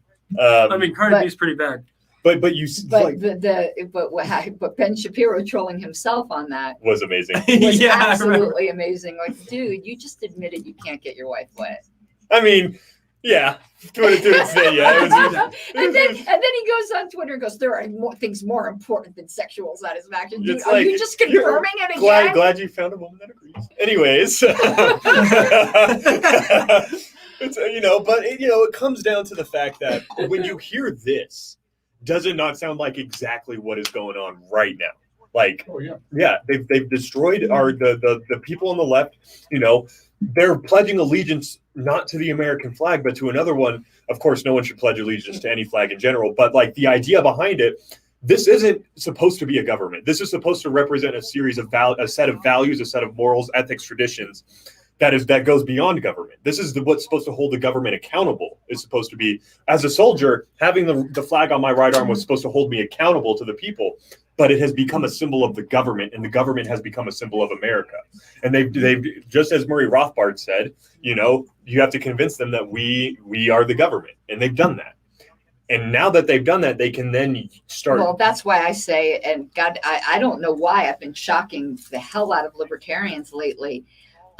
It shouldn't be. I didn't think it was shocking, but apparently I was on Clubhouse the other day when I said that I actually think democracy is quite terrible. Yep. And boy, people were triggered. Well, the problem that comes with that is then it's like Winston Churchill said, democracy is the worst form of government except for all the others. So I don't think it's worse compared. I think a republic is a significantly better step. But I think it's a significantly better step. I do, but I've said some shocking things on that I probably am not going to repeat again now. I mean, I know it when makes I get on perfect the sense. cruise ship, I want all of the people on the cruise ship to vote on where we should turn the wheel. Yeah, no. So all a direct democracy is two people holding a gun to each other, and they're waiting until the votes are tallied, and then one gets to pull the trigger. That's all a direct democracy is. And a lot of people don't understand the absolute danger of a direct democracy is good at the maximum a city level, where everyone there has a direct hand in what's going on and is going to be directly concerned with the machinations going on within a city. As soon as you get beyond that, democracy falls apart. It becomes so much just a power game above anything else. I think it falls apart no matter what. I mean, true. I mean, there's. I'm not a fan, and I didn't realize that was controversial in libertarian circles, but apparently. I mean, no. I mean, I think democracy is it's the way to completely turn a country on itself eventually. But I always have to explain to these people well, it would be better. I'm like, well, I could theorize some things, but I'm an anarchist, so none of it. Yeah, how about you and I if we don't want to hang out together, we don't have to talk to each other. Yeah, why is that so hard? Why is it that if I don't want to see you, I don't have to see you?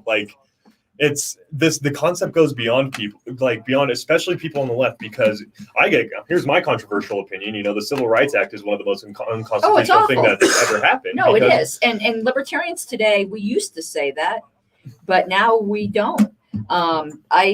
The big thing I was getting into with some 2016 presidential candidates was about anti-discrimination laws, because bake the fucking cake. Sorry. Yeah. Am I allowed to say bake the fucking cake? You're allowed to say bake the fucking cake. Well, because there's a clip now that's pulled out. My Pork Fest speech, I think, is the best speech I ever gave. And people have been pulling clips out of it. But one of the clips that's going around, which just sounds really horrible without the context, also really hilarious, is where I said that Gary Johnson wants to kill people for fucking cakes. But it's true, right? If you have to bake the cake, it ultimately gets enforced by a gun. If your idea is that a law requires a gun behind it, then anything you're doing, that's what you're in effect saying. And that's the same method I use anytime. I have professors come up to me at my table and everything. And so when I'm out there on the campus, and they'll challenge me a little bit, and I'll be like, I'll mention to them, every law is just, every law carries behind it the force of the force of a barrel. And they're like, no, it doesn't. I go, so let me ask you a question. Do you slow down when you're speeding and you pass a cop? And they're like, well, yeah, obviously. I'm like, why? They're like, well, I don't want the fine. I'm like, if it was just a fine, it wouldn't be a big deal. There's more to it than just a fine, right? What if you don't think you were speeding and this cop still pulls you over and tries to give you a ticket? I resist that. I reject this ticket. I don't think that I should have this ticket. Well, now you've got what's called a warrant out on you. Just the other day, I was looking up on YouTube what is law, because I want to write an article really defining what is law, and I didn't find a single one where they talked about the implementation of force. No, they don't. And isn't that absolutely fundamental to law? It's an assumed if there wasn't force on the other side of it, it would be a suggestion. It wouldn't be a law. How comfortable do you think people would be with even little tiny laws nowadays if they actually truly considered before every single one that I'm pointing a gun at someone to enforce this? How receptive would people be to policy if they knew that you're not saying we want universal health care. Listen, you're talking about people though. Listen, you might think, you would hope they would be disturbed by it, but these are the same people that are completely okay with saying you shouldn't be able to function in society if you don't get a shot. I mean, I don't have faith anymore that I think some people will be like, okay, I'm fine with that. I think we're starting to see a little bit more pushback Are we? lately. There's a lot more. You just saw that in France, they had to lay off, or they pushed out 3,000 healthcare workers. New York had to drop its requirement for vaccine mandates because they were going to lose half their healthcare worker force. You're seeing it in California. They're starting to stage protests against this kind of stuff. They're starting to see a little bit of a pushback. And if we had a strong libertarian party, there would be someone out there actually messaging the dangers of mandatory vaccines. I remember when I was in constitutional law, and I had to present the Oh, you argument. look bald now. Do I look bald? Yes, you just totally My changed. wife's gonna wonder where You're- I've been. Yeah, Yeah. you're gonna be like, wait a minute. What is that? Well, because what's crazy is I had a debate where I had to argue against mandatory vaccinations, and I got 75% of a class of 300 students to agree with me. Until somebody else walked in and argued the other side. No, You don't know if I it's stuck. I absolutely blew that person through Okay, out I'm the just door. saying- But what happened in the interim is that I apologize, but is on the left, everyone has a God-shaped hole in their heart, and what's been going on over the last 2-3 decades is slowly government and science. Did you just quote Plum? I don't know who I quoted. That's a CCM song. God, yeah. Okay. But whether that hole is filled by Buddhism, Islam, Taoism, Confucianism doesn't matter. Everybody has something that is externally guiding their morals, their ethics, their beliefs. We need to backtrack a little bit for Tracy. We have a couple comments here. Okay. Yeah. Tracy wants to know, the Bible was used in the creation of the Constitution and the Bill of Rights. How does that fall into the libertarian belief? Well, we weren't around then. And then she also asks, doesn't force violate the non-aggression principle? How does one separate the two? I think she's just a little confused about Yeah, of course. it does. It does violate the non-aggression principle. Force is only good if force is being projected. Force in response to force. Okay. Well, first, I don't think it's entirely clear that the Bible was used in the formation of the Constitution and the Declaration. There certainly was a religious belief, but if they wanted to specifically say Jesus, they could have, and they didn't. Mm-hmm. So I think there definitely was a religious impetus. But They invoked God, but they didn't specify. They said the Creator. This is, They said the Creator. I think they specifically kept it vague. They said in that sense, because for instance, like if you just look at the Constitution Party, who has their platform and whatever, they ain't shy. Like they say Jesus throughout it. yeah. And if that's what the founders of this country wanted to do, to make it explicitly Christian, they would have done that, and they did not. So I think Christians overplay their hand when they say something like that. Yeah. But I do think that the founders of this country were religious, but some of them would be considered heretical in typical Christian, thought. I mean, a lot of them were in fact deists. Mm-hmm. That's a form of, it certainly is a religious belief. It's an acknowledgement of a creator. Right, but it's not a typical Christian belief. So Mhm. even as a Christian, I reject that. I do think there was a religious impetus, though, because they grounded the idea of natural rights in the Declaration of Independence upon the existence of a creator. Yeah, I think a lot of what the mentality is that, you don't have to, God doesn't have to be the correct answer to the equation for you. If you were to just pop up in the middle of a forest and a dude was charging at you with a knife. Right. God, you don't have to, it doesn't have to be God per se for you to have the right to shoot, take action against that. And I'm going to say something that's probably will be controversial to her, because she had asked because this religious belief, let's not even say the Bible, but this very explicit religious belief, and actually it's not in the Constitution. The Constitution doesn't mention God anywhere. The Declaration does. Yep. And it says the creator. Correct. But her question was, given this premise, which I'll grant the religious premise, how does that fit into the Libertarian Party? And I'm going to say something that some libertarians will not agree with. But I, as a historian of the party, which we didn't even get into, I'm kind of like the unofficial party historian. We'll talk about that here in a second. The Constitution doesn't even come into play with the LP. Yeah. Okay, we're not a constitutionalist party. There are constitutionalists in the party, but nowhere in the foundational documents of the LP is it like, bound to the Constitution? And a lot of libertarians' ideas, but not all, because there are some strict constitutionalists, but people like me would say they like the Constitution where it protects rights, and where it doesn't protect rights, too bad for the Constitution. Yeah. Because it is not at all, by any sense of the word, a perfect document. No. And I think the way we fetishize it is not Yeah. appropriate.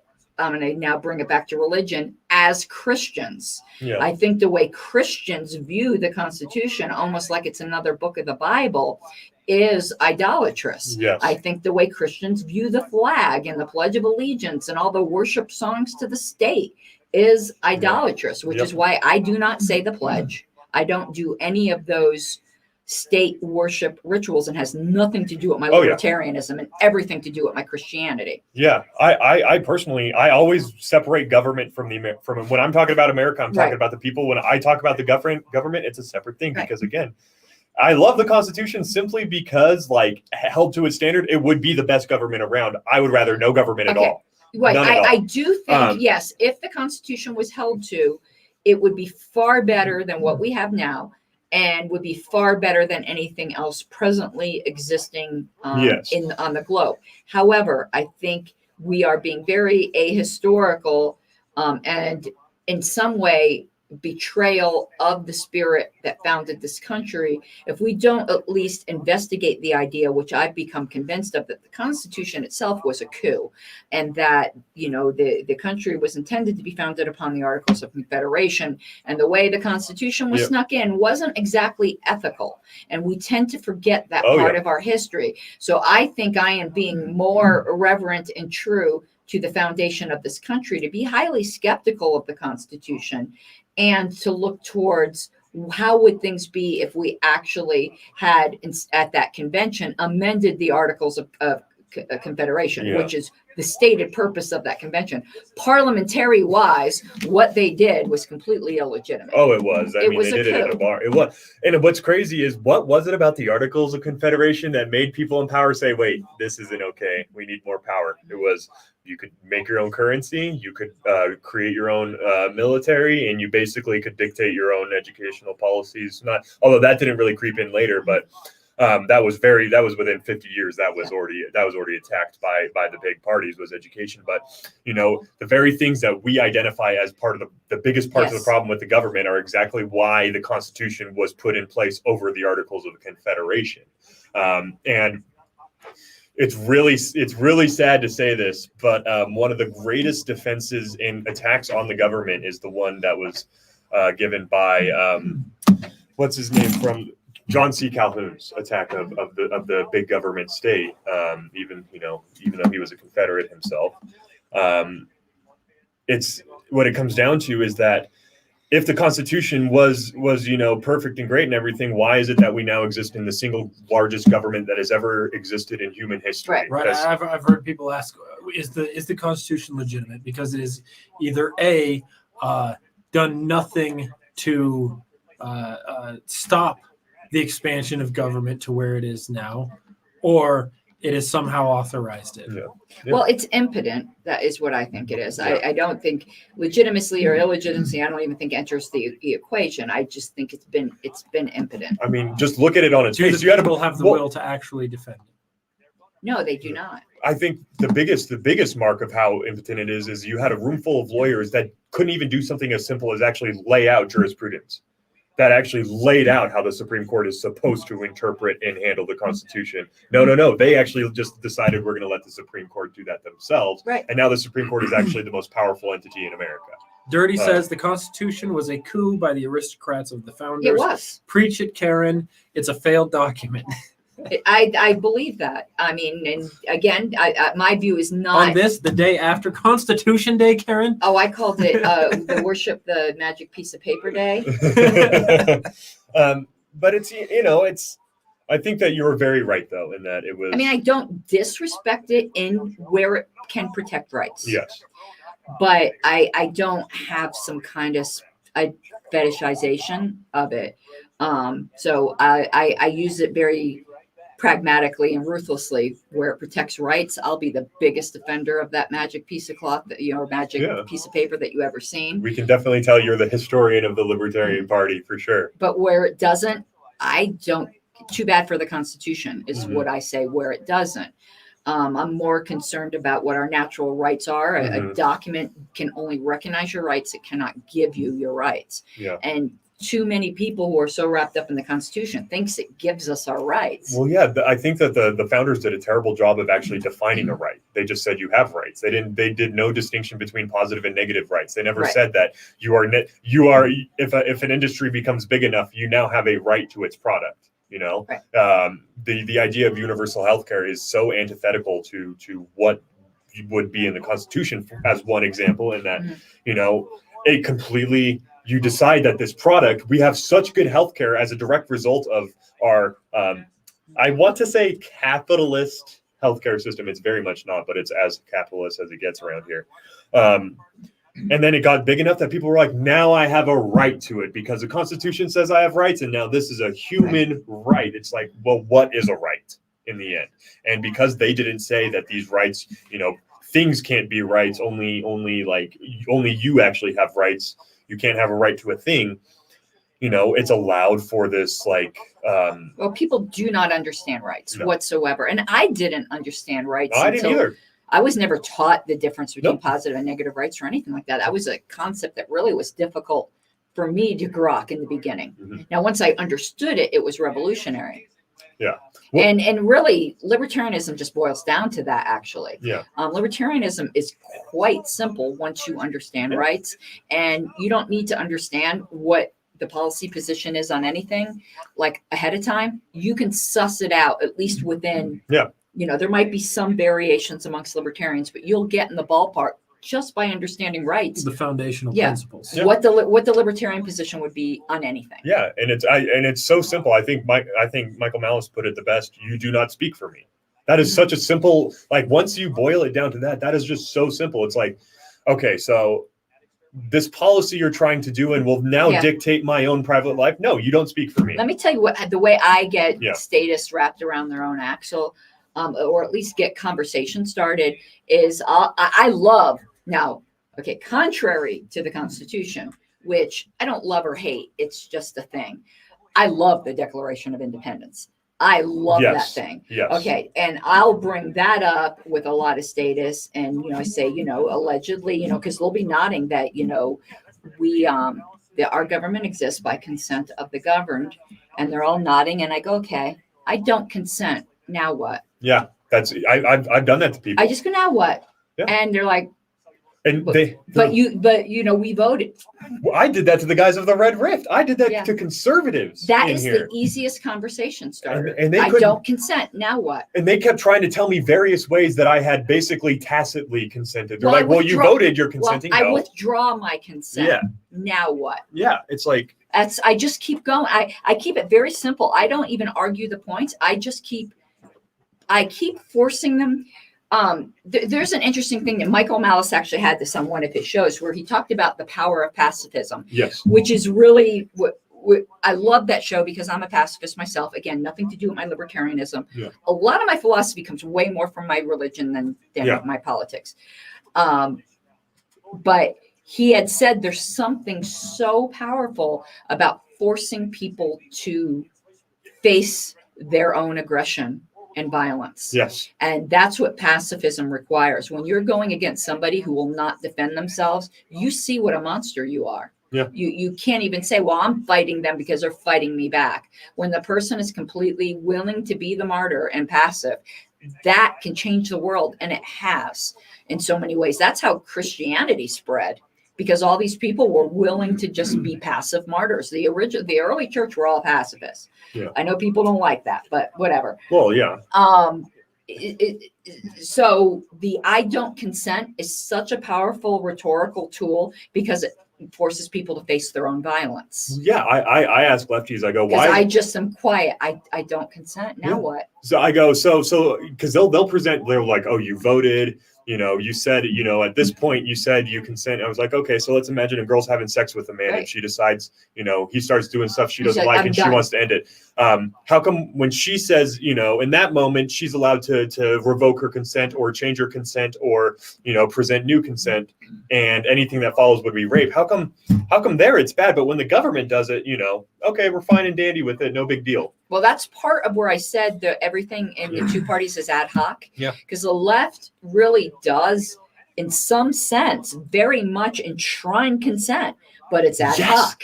Yes. But it's ad hoc It's because in our other consent. situations, now obviously now with these vaccines things and stuff, all of a sudden it's not my body, my choice, is it? So it's all ad hoc. And with the voter IDs. Okay, it's bad for voting, but it's okay for vaccines. Yeah. It's like there's no consistency whatsoever. I think what the conservatives were trying to get at when you were arguing with them, they never nailed that.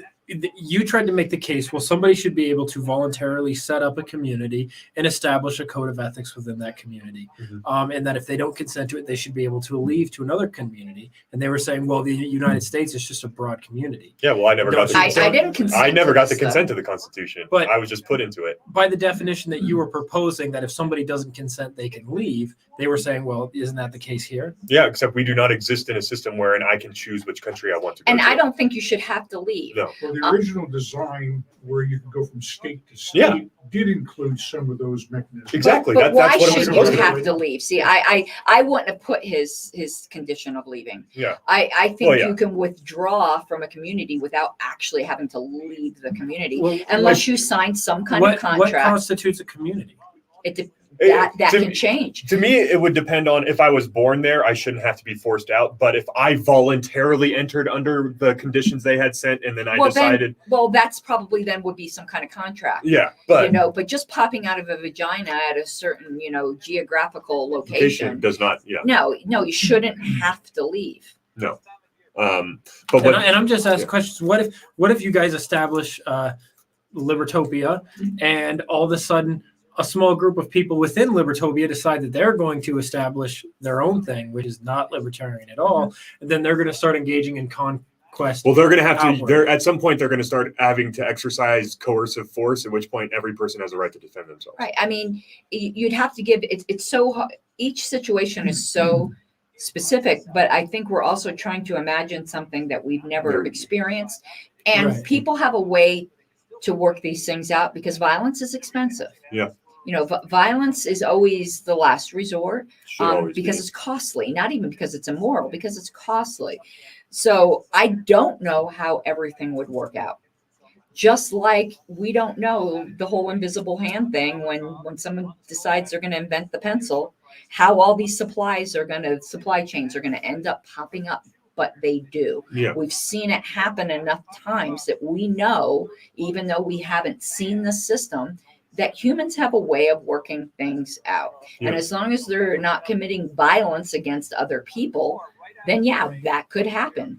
So it seems as though you could withdraw your consent from any community all the way down to the point of I believe it's secession down to. Let me ask my question. Yeah. You could withdraw your consent all the way down to the level of the individual. But then how do you establish any code of ethics, right? How do you determine that marrying a 6-year-old is wrong, or how do you determine? Well, I would hope the parents of that 6-year-old are involved.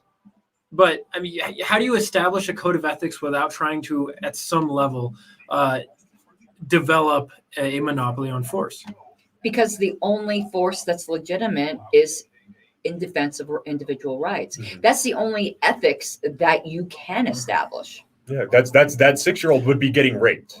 Because a 6-year-old, and libertarians do not like hearing this, but this is a fact. It's a fact, even when you come down to the homesteading principle. Cultural norms and customs do come into play. Yeah. And humans don't, in general, establish customs that are antithetical to we all have some basic innate instincts of what's right and wrong, and of human flourishing. And there is going to be no healthy society in which there isn't like maybe the coercive force of some kind of government or a religion that's mixed in with the government, because I'm thinking of some of these forced child marriages in some like Islamic countries or things like that. There's going to be no free community that's going to come to the conclusion that, hey, it's okay to boink 6-year-olds. That's just not going to happen. Yeah. That's a throwing something out there that's just counterfactual. That's like a Now, burning straw where man. does the age of consent exist, or where is the cusp between going from what is a minor to an adult? That is a much more ticklish issue that will be decided based upon cultural norms. And Yeah, again, let's I'm just- let me just put it asking this way. questions. Yeah. If people can withdraw their consent all the way down to the individual They level, can. at what point can any group of people establish a code of ethics? It depends on what you mean by Yeah. code of ethics. I mean, determine that some things are actually I mean, if you're punishable living, and we're going to punish them or stop them. if You you're living, cannot punish things that are not violations of the- of the natural rights of another person. Nobody has the right to establish that. Now, let me give a caveat. You can have a group of people that get together and say, we have agreed amongst ourselves that we think certain things are wrong, and we will voluntarily submit to a punishment for them. But they have to consent to that Yeah. from the beginning to the end. Yeah. So if you're moving in, so say you're moving into a Libertopia and there's an apartment complex, that apartment complex is going to have a code of ethics that you are agreeing to before you move in. And when you say, if you move in and you're like, okay, well, I don't like this anymore. Say it's really restrictive. You're not allowed to have guns and you're not allowed to have pot, but hey, it costs about 50% less than the other places around. And you go, okay, cool. I'm moving in there because, it's cheaper, and it's cheaper because of those things. And you go, wait a second. No, I want to have guns and I want to have pot. Well, the whole reason for why you're in there was because of the no guns, no pot. They have every right to remove you. You agreed to the contract. You agreed to the And terms. it's their property. And it's You're their renting property. it. Now, if it's your own home on the outside, you can do whatever the ever living hell you want, so long as you are not violating the rights of another person, without their consent. But right, a person can voluntarily set aside their rights. Yeah, I did it when I joined the military. I had to voluntarily I give up do some- it with my pacifism. I have every single natural right to lethal self-defense. I choose not to exercise that right, but I could pick it up again at any time. But at what level does a community They decide. become too big? Well, They- who's they? When it's Them. unworkable. Yeah, Like you're wanting definitive answers to things that there just isn't, because it will depend upon what type of community are you talking about. I do think that, there's plenty of social science studies that show the max, like if you're really going to start an insular type community, the maximum number of people that can be in it. It's kind of like people say, 5 people who die down the street are a tragedy, and 100,000 that die overseas is a statistic, because they're an amorphous blob to you. There is within the human brain only I a think it was certain amount Stalin of that time. said that. Yeah. But it depends, I think sometimes we want definitive answers to things that we won't know till we get there. But what we can know is that the fact that a shop owner gets dictated, like the terms by which they can present their shop, the terms by which they can sell, how they can, how much they're allowed to pay their employees, what hours they're allowed to be operable for, all that kind of stuff. It's the little things that the community was decide. Like you said, there's not going to be communities where there's rampant people trying to marry 6-year-olds. If that happens, it's going to be one member of the community trying to violate another member of a community. And they're going to find out the hard way, I think, that, pedos get wood chippers. Yes. Allegedly. But no, that's just such a basic instinct to protect children. It is. And it's, to me, like the biggest problem with people's arguments against libertarianism is that bad things could happen. Bad things, yeah. But bad things are happening now as well with the state. I think we always have to not let the other side make the standard for our side be perfection, because perfection is not on the table. It's unattainable. And I like what Bob Murphy said. He said anarchy is not any guarantee that bad things or bad things will happen, but statism is a guarantee that they will. I definitely would agree with that. Because when you talk about anarchy, right? What do you think that in an anarchist state there would be the power to project 1 million deaths across the globe? Like power to go into Saudi or to Yemen. Part of me feels like Iraq man and is Syria. born into a state of anarchy and then goes forth and creates governments. It Well, is yeah. what happens. But remember, there's a difference between government and the state, and it's a very, very important difference because libertarian and anarchy is just such an amorphous word, which Michael Malice's book proves because it's so many different. So I like to say libertarian anarchist, which means an anarchist that holds to the nap, because not all anarchists do. No. I forgot even where I was going now. What was the question again? I'm old. Where were we going? We're all old in here. Yeah. You asked about. What will I ask? You were asking about the because I brought up You're projecting talking about force. the difference between the state State and government. Oh, State the state and the government, right. Okay, so as a libertarian anarchist, I'm not opposed to government. I think government is inevitable. To some degree. No, to every degree, government is inevitable. But the state is not inevitable. And I'm an anti-state person. I hate the state. I do not hate government, but the fact is those two words have an overlap, and we tend to, in popular, when you're not in a political science class, you use them interchangeably. But there is a difference between government Good and example, state. right? The U.S. government is a state. The Fort Collins government is a government. They have the police. They don't have a monopoly on violence because at any given moment, the state could come in and take it over if they wanted to, because the state has the monopoly of violence within their borders. So that's, at least to me, that's one easy way to distinctify between the two. Like a government like Fort Collins would exist within an anarchist state if people opted into it. But the government in the form of the federal government wouldn't. Is voluntary. Government is voluntary. A state is a territory monopolization on the use of the justified use of force to protect rights, allegedly. Very much The allegedly. difference between the two is very simple. It's either voluntary or it's coercive. There you go. Fair enough. That's just what it is. And this is what I try to get across to my like consent loving socialist friends up on campus. It's like you keep talking to me about this idea of like universalized healthcare and stuff like this. All I'm arguing is that, I should be able to opt out of that, right? Say if I want to become a doctor, I should have the ability to opt into whatever your collective health insurance health system is, or set up my own shop across the street. And that's all I'm advocating for. If you want to create health collectives are not illegal. It is not illegal for you to do your own version of universal healthcare. But they want, it's the old adage that I said, a lot of people have said, but I've said it in my own way, I think, but you never know. Everything's a remix. That the problem is that a lot of people in this country don't want to be free, and they don't want you to be free either. I don't care if other people don't want to be free. You're allowed to not want to be free. You're allowed to lay aside your rights. Yeah. The problem is they want me to hate freedom as much as they do. And that's where the problem is. Because actually, when it comes down to it, when we're really getting into political science, what I'm advocating for actually isn't even anarchy per se. Yeah. It's panarchy. And panarchy means that as long as you're operating under the umbrella of the non-aggression principle, people are free to choose as much rights violations as they want. It's not really a rights violation then, but panarchy means you would have a ton of different types of communities, and some of them would have quite a bit of government, but they've all chosen it. And I believe panarchy is the next step in human political evolution because it's the only system in which everyone wins.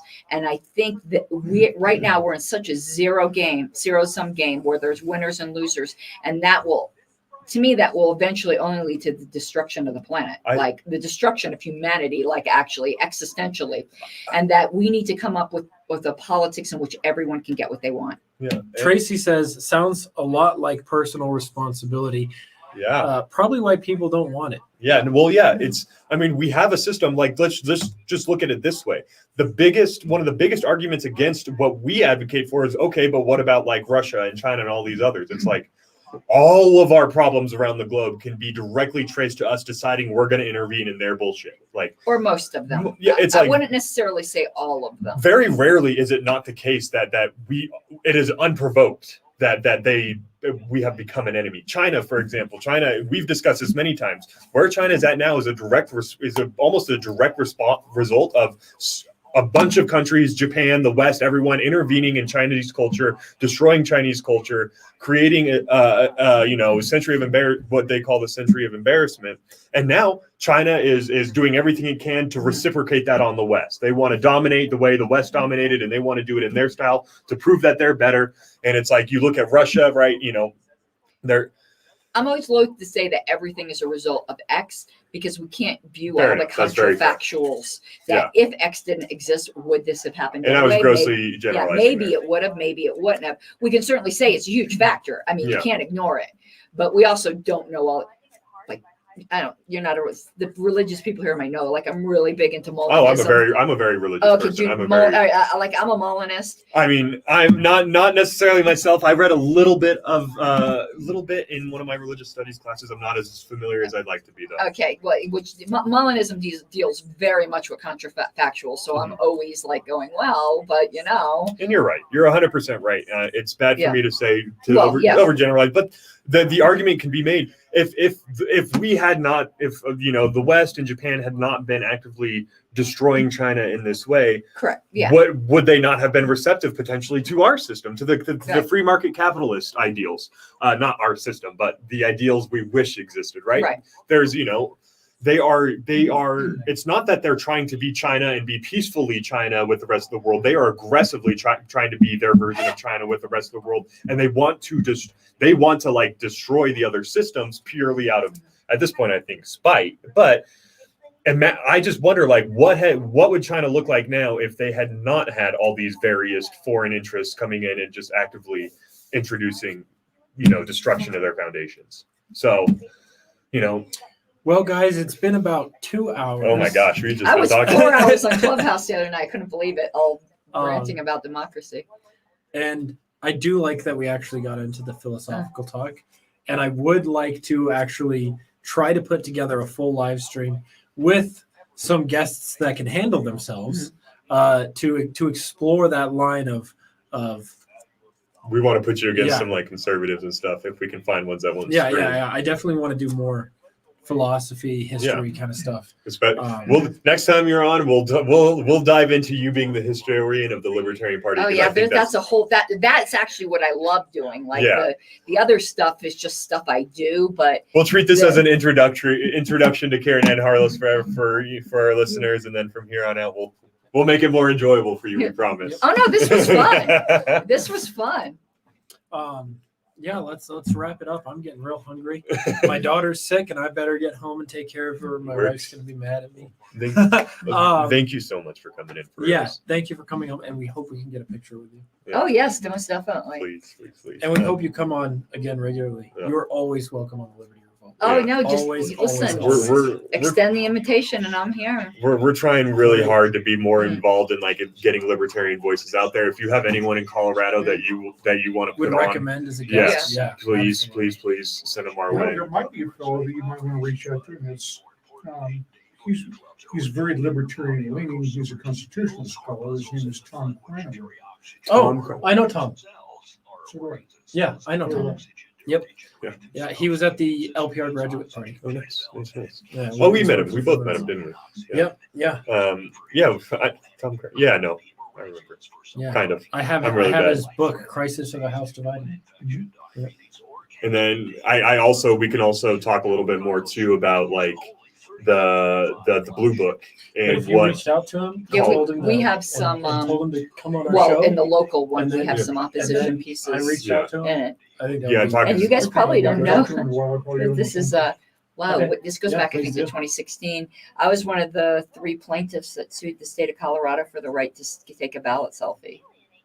A ballot selfie? Yeah. What's a ballot selfie? To take your picture. That was illegal. We got threatened by the Denver DA. So me, a Republican, and a Democrat sued the state of Colorado and won. Yeah. That was so much fun testifying in court for that. I'm assuming the argument was along the lines of I'm allowed to take a picture of my fucking ballot because it's my fucking ballot. It was political free speech was the argument we used. And the state actually said, well, you could exercise your free speech another way. Like, I'll express it the way I want to. But my attorney, you would laugh because their argument was by taking a picture, you facilitate vote selling. because you can prove how you voted. And I go, well, with Photoshop, I could prove how I voted 10 million different Right. ways. And Yeah. we did Or I examples. could just tell people how I vote. You know, I go, Xerox machines also did the same thing. How about this is for my own? This is for Yeah, my own. But that was their argument. But when I was prepping with my attorney, and he goes, the argument's going to be because, they want to oppose vote selling. And I said to him, I think you should be able to sell your vote. He goes, please don't say that in court. Okay, I won't say that out loud in court. I'll just ask him, why shouldn't I be allowed? No. He's like, please. And I'm like, yeah, this guy was such a Democrat too. I'm like, I'm more radical than you get around these parts, are you? Yeah. That was kind of funny. That was All right. fun. Well, everybody wave to the camera here. And I got my, this is taxation is theft with Or you're my still money, filming. my I thought you choice. shut it off. Oh yeah. Well, no, we've been going this whole Yeah. time. Still on. Oh, Yeah. we're still on. And I'll get some clips from there, and I got your things. I'm doing a documentary.